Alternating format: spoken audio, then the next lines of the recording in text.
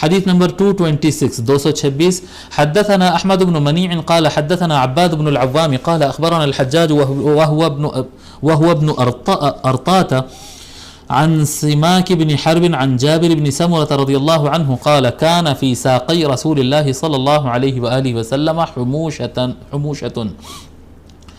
حضرت جابر بن سمرہ رضی اللہ تعالی عنہ، جابر بن سمرہ رضی اللہ عنہ روایت فرماتے ہیں، کہتے ہیں کہ رسول اکرم صلی اللہ علیہ وآلہ وسلم کے پنڈلیوں میں گوشت کم تھا.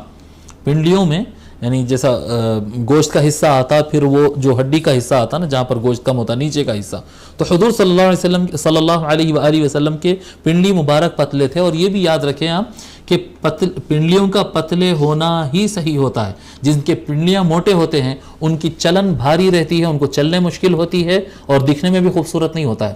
مرد آدمی کے پنڈلیاں جو ہے پتلی ہونا یہ خوبصورتی کی علامت ہے. جی فزیکل فٹنس پہ جو لوگ کام کرتے ہیں ان سے آپ پوچھ سکتے ہیں یہ بات. تو حضور صلی اللہ علیہ وآلہ وسلم کی پنڈلیاں تھوڑی سی پتلی تھی، گوشت کم تھا، اس پر بہت خوبصورت تھی. وَكَانَ لَا يَضْحَكُ إِلَّا تَبَسُّمًا، اور حضور صلی اللہ علیہ وآلہ وسلم جب بھی ہنستے تو ان کا ہنسنا مسکرانا ہی ہوتا، وہ مسکرانے کے علاوہ نہیں ہنستے. یعنی بہت کم لوگ سرکار کو ہنستے ہوئے دیکھے، یعنی جس کو ہنسی کہتے ہیں نا، ہمارے پاس جس کو ہنسی کہتے ہیں وہ بھی اختصار سے، قہقہا تو نہیں.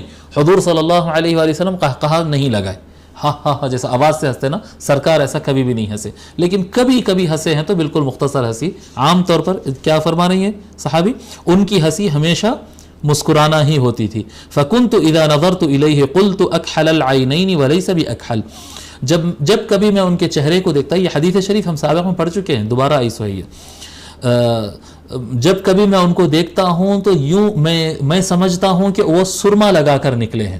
جب کبھی ان کے چہرے کو دیکھتا ہوں، ان کے آنکھوں کو دیکھتا ہوں تو میں کہتا ہوں کہ یہ تو سرما لگا کے نکلے ہیں، جبکہ سرکار سرما لگائے ہوئے نہیں ہوتے. یعنی نیچرلی اللہ تعالیٰ ان کی آنکھ مبارک ایسے خوبصورت بنایا کہ دیکھنے والے کو یوں لگتا تھا کہ سرما لگائے ہوئے ہیں.